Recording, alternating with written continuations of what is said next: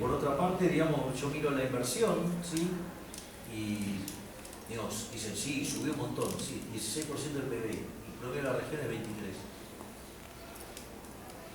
¿Y qué era lo que decían? No, bueno, cuando llega el momento de asunción de Macri, dice, no hay que dar malas noticias, hay que dar buenas noticias, hay que transmitirle alegría a la gente, porque eso va a sacar adelante la economía. Ok, y sumado a eso, Pratel le dijo que, digamos, había que darle rosca al gasto público, porque eso, digamos, iba a generar tanta suba el PBI que iba a subir tanto la recaudación que el déficit fiscal iba a caer. Hoy Argentina tiene un déficit fiscal consolidado entre nación, provincia, municipio y la posición de letra del Banco Central de 10 puntos del PBI. Y tuvimos que ir a pedirle plata al Fondo Monetario porque estamos al borde de una crisis. Digo, para que vean los daños que puede causar estas ideas. Obviamente, voy a ir adelantando las distintas cuestiones.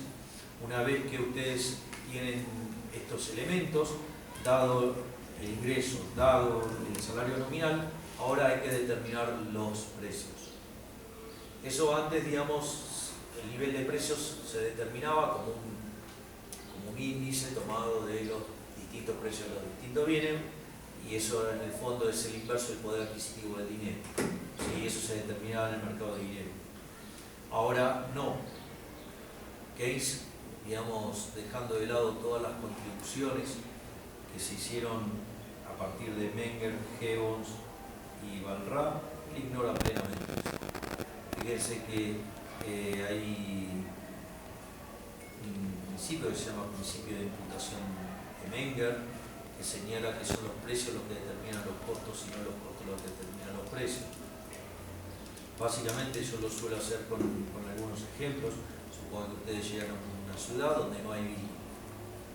Entonces agarran, se consiguen la uva, se consiguen la botella, se consiguen la etiqueta, se consiguen el corcho, ¿sí? Y todo lo que necesitan para hacer un vino. Se contratan a Bocatini. Y sucede que, como son ustedes solos, le van a cargar un bruto margen.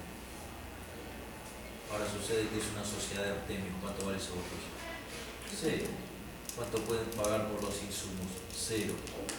O puesto de otra manera, supongan que, miren qué divertido esto de sumar costos, ¿no? Digamos, de decir que los costos son los que determinan los precios, porque si eso fuera así no habría quiebras. Sería un mundo feliz para los empresarios, ni siquiera necesitarían ser eficientes. Si total ponen los precios, digamos, sumando los costos. Entonces, ¿cuál es el problema? Supongan, no sé, que quieren dedicarse a vender cubitos para enfriar las bebidas en la Antártida. ¿Cómo les va a ir? Mal. No, bueno, pero mis costos suman. Les va a ir mal porque nadie los va a querer. Pero ¿qué dice Keynes entonces respecto a cómo se determinan los precios? Y él dice, el nivel particular de precios en una rama industrial concreta depende en parte de las tasas de remuneración de los factores productivos que entran en su costo marginal y en parte de la escala de producción. No hay motivo para modificar esta conclusión cuando pasamos a la industria en conjunto. El nivel general de precios depende en parte de la tasa de remuneración de los factores productivos que entran en el costo marginal y en parte de la escala de producción, con todo, es decir, el volumen de ocupación. Es decir, que lo que está diciendo es que los precios vienen determinados por los costos. Es decir, y si ustedes toman un caso donde digamos, el capital está dado y básicamente el único insumo, digamos, variable es el trabajo, entonces el costo marginal va a venir dado por el costo laboral y consecuentemente los precios vienen determinados como un markup sobre los costos. Es decir, con lo cual, digamos, nada que ver con cómo venía pensando la teoría económica al respecto. Evidentemente, ya determinó el ingreso en el mercado de bienes, determinó el salario en el mercado de trabajo, como por arte de magia determinó el nivel de precios y ahora falta determinar la tasa de interés. Y la tasa de interés la determina en el mercado monetario. Concretamente, Keynes dice que la tasa de interés no es la retribución al ahorro, es decir, a la intención de consumir, sino que básicamente la tasa de interés es la retribución a la liquidez. Entonces, a partir de eso formula una función reducción de demanda de dinero que depende negativamente de la tasa de interés, y junto con la cantidad de dinero ofrecida por el Banco Central determina la tasa de interés. ¿Cuáles son las consecuencias de esto? Básicamente que ahora la política fiscal es algo maravilloso. El despilfarro es genial. Fíjense la lógica de los políticos. ¿A qué políticos van a premiar por un comportamiento austero? Ninguno, todos los premian por cortar cintas, por, digamos, o sea, inaugurar obras. Y encima dicen, no, pero eso genera empleo. Eso es falso. Se llama la falacia de lo que no se ve. Porque básicamente cuando ustedes quieran financiar ese mayor gasto público, lo van a tener que financiar con algo. Si lo financian con mayores impuestos, digamos, esas personas que pagan esos mayores impuestos ahora van a consumir menos de otras cosas, con lo cual se está destruyendo puestos de trabajo. Si lo financian con deuda, en realidad lo están financiando con impuestos futuros. Es decir, además es una perversión, ¿no? Hacer obra pública financiada con deuda, porque en el fondo ustedes están haciendo obras para ganar votos a la gente de hoy, ¿sí? Y que lo van a pagar las generaciones futuras que no votan. O sea, lo cual es una perversión, ¿sí? Y por otro lado, si lo financiaran con emisión monetaria, lo que van a hacer es una redistribución del ingreso que va a terminar castigando a los más vulnerables. ¿Para qué? Para que se genere el ahorro forzoso que financie la nueva inversión, con lo cual, digamos, también terminarán perjudicando a los segmentos más vulnerables de la sociedad. Entonces, ¿cuál es la conclusión de todo esto? Bueno, mire, en realidad es un marco analítico formidable. ¿Para qué? Para justificar el despilfarro. Y si ustedes no consiguen el financiamiento y se financian con el Banco Central emitiendo dinero y generando inflación, si hay inflación, ahora la culpa no es de los políticos, la culpa es de los trabajadores y de los empresarios. De los trabajadores porque quieren salarios altos y de los empresarios porque quieren ganar mucha plata. Lo cual parece una joda, pero realmente es así. O sea, yo, digamos, hace un poco tiempo, en el mes de febrero, participé en una marcha de los trabajadores, en el cual, digamos, mi reclamo tenía que ver con el hecho de que el gobierno quería avanzar sobre los trabajadores. Concretamente, yo había desarrollado una cláusula que se llamaba cláusula gatillo, que era utilizando un modelo de teoría de los juegos. Básicamente lo que hacía ese modelo era demostrar que las cláusulas gatillos eran óptimas. ¿Por qué? Porque en caso de que le erraran a la inflación, se disparaban estas cláusulas y tanto los empresarios como los trabajadores salían ganando porque ninguno perdía. Entonces, cuando, digamos, el primer año, bueno, obviamente me dijeron de todo, o sea, que bueno, que yo estaba en la cabeza de mamá y todas las cosas increíbles que se me puede ocurrir. Pero nada, porque después cuando vieron cómo funcionaba y que funcionó bárbaro, todo la quisieron aplicar, menos el gobierno, cuya intención era bajar la inflación castigando a los trabajadores. Por eso los quería obligar a cerrar por el 15%. De aquellos sindicalistas, ¿sí?, que entregaron la cabeza a los trabajadores, negociando salarios del 9 y 12%, cuando hoy ya la inflación está en el 28%, a esos el ministro de Trabajo se los llevó de paseo por Europa. Y a los que se quisieron resistir los persiguió judicialmente. ¿Por qué? Porque la culpa de la inflación la tienen los trabajadores, dijo de hecho uno de los ministros. Y días más tarde el ministro de Producción dijo que la culpa de la inflación también era de los empresarios que querían ganar mucha plata, por lo cual también había que apretarlos controlando precios, por lo cual toda una locura, todo demencial. Bueno, pero ¿qué es lo interesante entonces de este marco analítico? Que es el mundo ideal para los políticos. Les dice que despilfarren, porque si despilfarran son benefactores sociales, sí son los campeones del buenismo, pero además, no solo eso, sino que si las cosas llegan a salir mal y se dispara la inflación, es culpa de los trabajadores y de los empresarios. Oh, el mundo feliz. ¿Cómo no van a amar los políticos a los keynesianos? O sea, cuanto más ladrón, más corrupto, más mesiánico sea un político, ¿qué va a pedir? Y va a pedir estar rodeado por una corte de economistas keynesianos y son los que le dan letra para que hagan todos esos disparates. Yo recuerdo siempre, digamos, una participación que me tocó en un programa de televisión. Como digo, yo tengo una suerte de obsesión patológica con Keynes, Entonces, bueno, sí, güey, yo estoy bastante grande para no reconocer mis errores. Yo estoy bastante grande para decir, no, yo tengo una cuestión patológica, por algo leí 5 veces el libro. Pero digo, pero ojo, hay alguien que lo leyó más. Hay un economista español que se llama Oscar Vara, lo leyó 8 veces. Así que, con lo cual todavía lo mío no es peligroso. Entonces, básicamente el conductor me dice, bueno, entonces ¿cuál es la diferencia entre un keynesiano y un libertario? Yo le digo, bueno, mira, suponete que viene un político honesto, supuesto fuerte, ¿no? Porque un político honesto es un supuesto muy fuerte. Entonces, tiene un problema económico que resolver, y convoca a un keynesiano y convoca a un libertario. Entonces, los dos le dan un diagnóstico y después de ese diagnóstico, como el hombre es un hombre de acción, le dice, ¿qué hago? Entonces, bueno, tú le dice el keynesiano, le dice, mire, usted tiene en sus manos el milagro de la multiplicación de los panes. Es más, malditos los productores de pizarrón que los hacen tan chicos que no nos permite ver las maravillas del keynesianismo con el gasto público, a punto tal que nos podría llevar hasta el paraíso. Y ahora le toca el libertario, le dice, bueno, ¿usted qué me diría libertario? ¿Qué problema sos vos? Pícatelas. ¿A quién cree que va a contratar? Se va a contratar al keynesiano. Pero, digamos, a la luz de todo esto también es importante ver la genialidad de Keynes en destrozar todo el marco analítico previo y crear uno totalmente distinto. Ahora, eso sí, de general no tiene nada, porque una teoría que es de un solo periodo no puede contemplar, sí, a una teoría, sí, que contemplaba N periodos. Con lo cual, pero bueno, eso, digamos, a Keynes se lo dejamos pasar, o sea, algunos se lo dejan pasar porque es Keynes. En mi caso, no me parece que él pueda decir que tiene una teoría general donde la teoría previa constituye un caso especial, pero en la lógica en la cual el nuevo marco analítico que desarrolla Keynes, sí.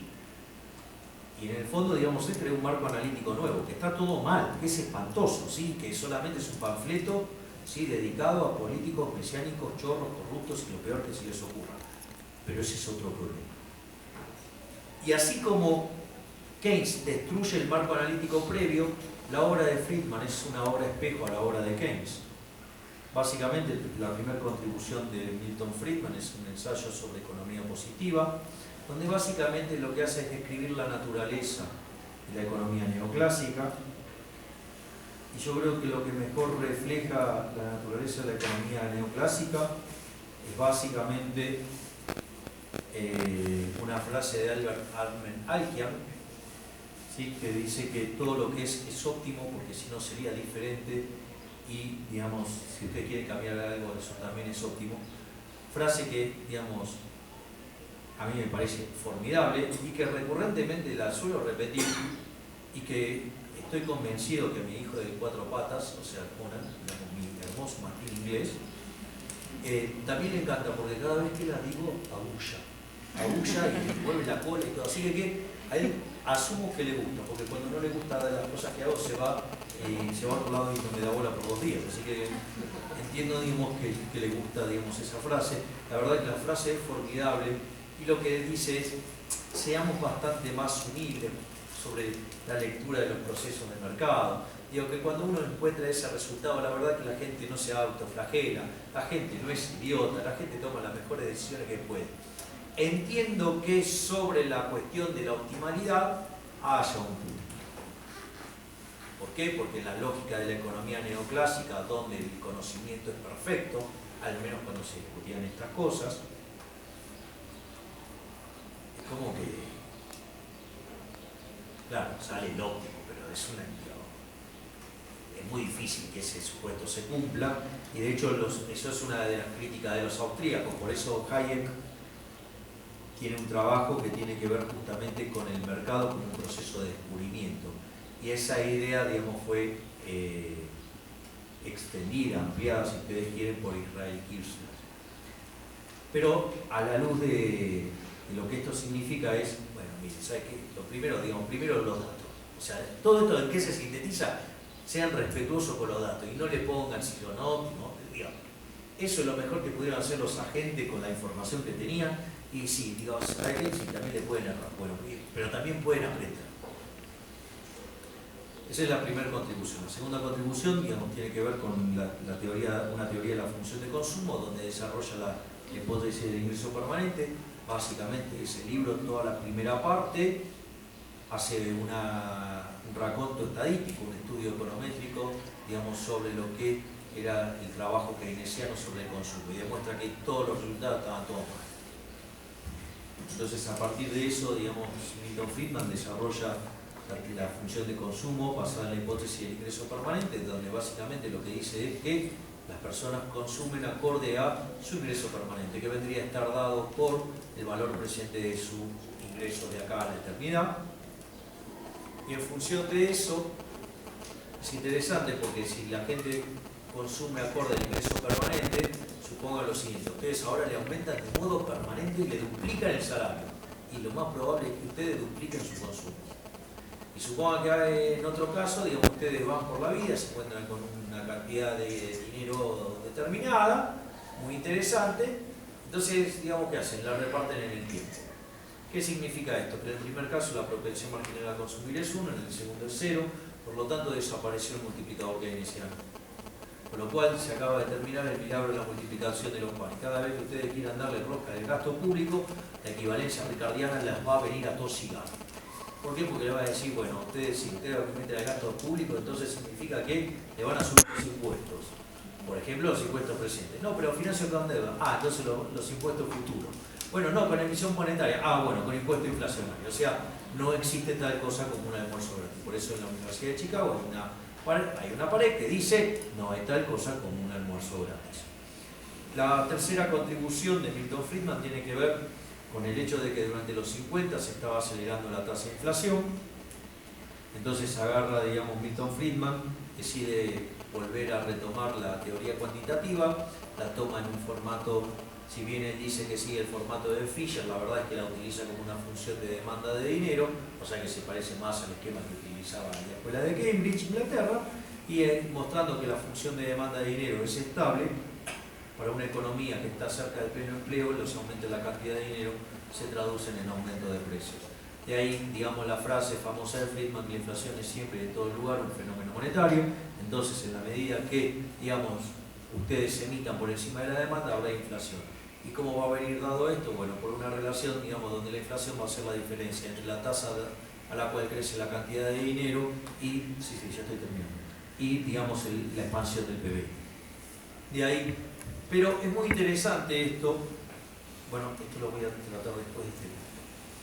Pero les pido que les quede eso dando vuelta en la cabeza para cuando vaya sobre el debate de la curva de Phillips. Después de esto, lo que hace es publica un libro junto a Anna Jacobson Schwartz, que se llama La historia monetaria de los Estados Unidos, donde en el capítulo 7 se presenta lo que se llama la gran contracción del 29 al 33. Entonces, básicamente lo que se hace en ese libro es refutar cada una de las hipótesis keynesianas. De hecho, la interpretación oficial de la academia sobre la Gran Depresión es justamente este capítulo 7 del libro La historia monetaria de los Estados Unidos. De hecho, es tan popular este capítulo que además lo hicieron un libro aparte. Obviamente se llama La gran contracción del 29 al 33. Entonces, por ejemplo, ¿qué decían los keynesianos? Que los precios eran rígidos a la baja. ¿Qué hace Friedman? Muestra los datos de que los precios se desplomaron. ¿Qué decían los keynesianos de los salarios? Que eran rígidos a la baja. Muestra los datos de los salarios desplomándose. ¿Qué decían los keynesianos? Que no había ninguna relación entre la cantidad de dinero y el nivel de precios. Cuando ustedes miran la variación de la cantidad de dinero, está perfectamente alineada con la variación de los precios. Y básicamente todo el punto que hace Friedman y Schwartz en eso es que la Gran Depresión en realidad es culpa de los errores cometidos por el presidente de la Reserva Federal en aquel momento, que se llamaba George Harrison y que estaba en reemplazo de Richard Stone, digamos, donde Stone en realidad había sido parte de los que crearon la Reserva Federal porque había vivido los 28 pánicos bancarios anteriores. O sea, dice, esto a Stone no le hubiera pasado y al salame de George Harrison no supo cómo manejar la situación. Ojo cuando lean este documento de Friedman y Schwartz, que es un documento que deberían leerlo de manera complementaria con el de Rothbard, porque el de Rothbard es más que nada sobre una interpretación austríaca de los orígenes de la Gran Depresión. Y esto va justamente sobre dos focos. Uno, mostrar que todas las hipótesis keynesianas eran equivocadas, y otra es los errores de política monetaria. ¿Por qué es importante esto? Porque lo que termina demostrando es que, lejos de ser no importante la política monetaria, es tremendamente importante y es la principal causante de la Gran Depresión. Y después, además, hay dos temas más. Uno tiene que ver con que la inversión era insensible a la tasa de interés. Lo que dice, no, mirá, ustedes tienen un problema de ilusión nominal. Básicamente la inversión depende de la tasa de interés real. Y la tasa de interés real es la tasa de interés nominal menos la inflación. Y ustedes, en un contexto de deflación, la tasa de interés real se estaba yendo a las nubes. Por eso se destrozó la inversión. Y después hay un fragmento muy chiquito, pero que a mí me parece muy relevante, que tiene que ver con el tema de los tipos de cambio. Una de las cosas que documentan Friedman y Schwartz en ese trabajo es que básicamente aquellos países que durante la Gran Depresión tuvieron tipos de cambio flexibles y emitieron, no tuvieron ningún tipo de problema. Que aquellos países que tuvieron tipos de cambio fijos fueron los que más sufrieron. O sea, tema no menor. Bueno, después de esta bruta paliza que le está pegando Friedman a los keynesianos, que además se les reía en la cara y decía, ustedes no pueden explicar la inflación porque no tienen ecuación de precio, de vuelta, a los keynesianos, no a Keynes. A Keynes esto no le hubiera pasado. Porque si uno lee la teoría general, digamos, hubiera buscado la forma para acomodar la explicación de los precios. O sea, digo, Keynes no comía bien. Ojo. O sea, esto es muy interesante porque cuando veo los eventos de austríaco y digo que el tipo era un genio, bastante, digamos, agresivo, pero es que el tipo era un genio. El problema es que hizo una obra del mal. O sea, no es que no era un genio. O sea, digo, para hacer el mal también hay que ser genial, o sea, si no es un tonto. O sea, es un tonto predecible, o sea, y justamente era un tipo de una inteligencia nada ordinaria. Entonces, a lo que voy es que los keynesianos no tenían ecuación de precios, porque pensaban también en términos del ISLM, pero con precios fijos. Y ahí lo interesante, disculpen, es que en 1958 aparece un trabajo de Phillips que encuentra una relación negativa entre la tasa de variación nominal de salarios contra la tasa de desempleo. Y a menor desempleo, mayor la tasa de variación de salarios. Richard Lipsey, digamos, que trabajaba en temas del mercado laboral, logra darse cuenta que, por ejemplo, siguiendo el capítulo 21 de la teoría general, donde Keynes dice que los precios vienen determinados como un markup sobre los costos, se da cuenta que los precios, en realidad, digamos, si el markup es constante, varían en línea como varían los salarios. Y si entonces hay una relación entre salarios y desempleo, tiene que importar esa relación y termina consiguiendo una relación negativa entre inflación y desempleo.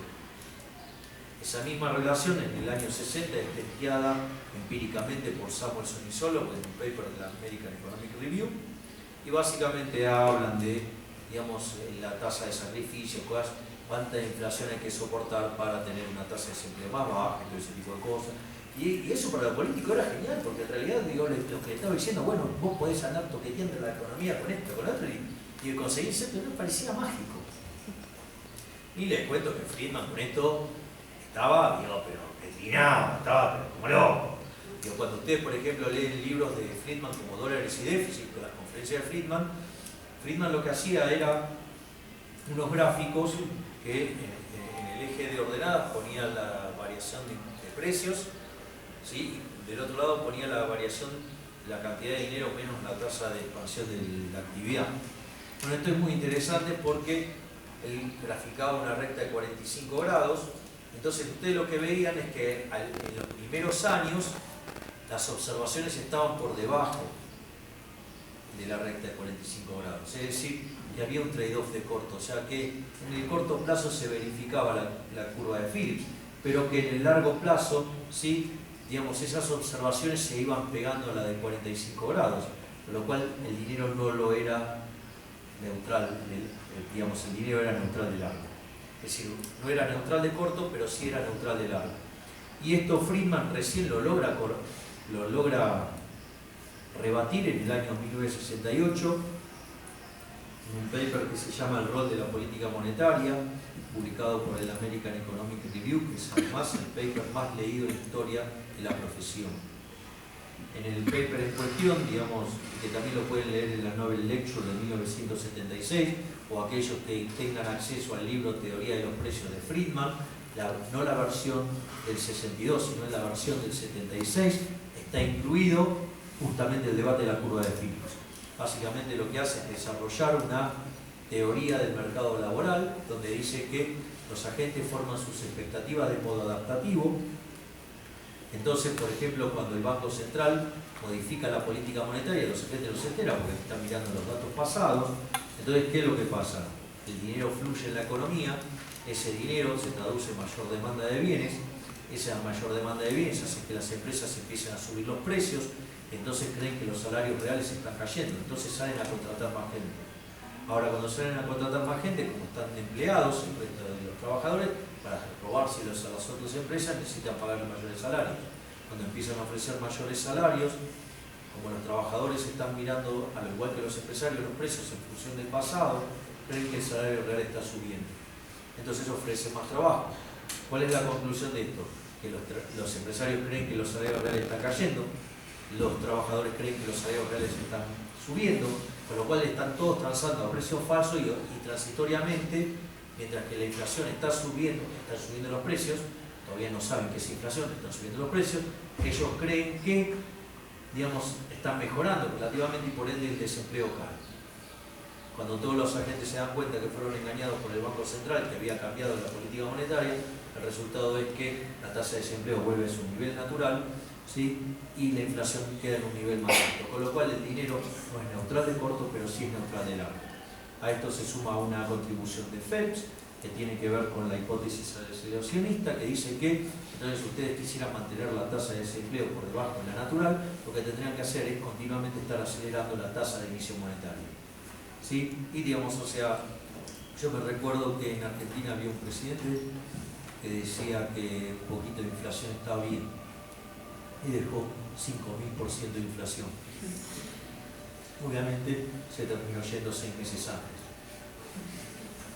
Y la verdad que no estaba nada bien porque la verdad que la gente estaba muy empobrecida.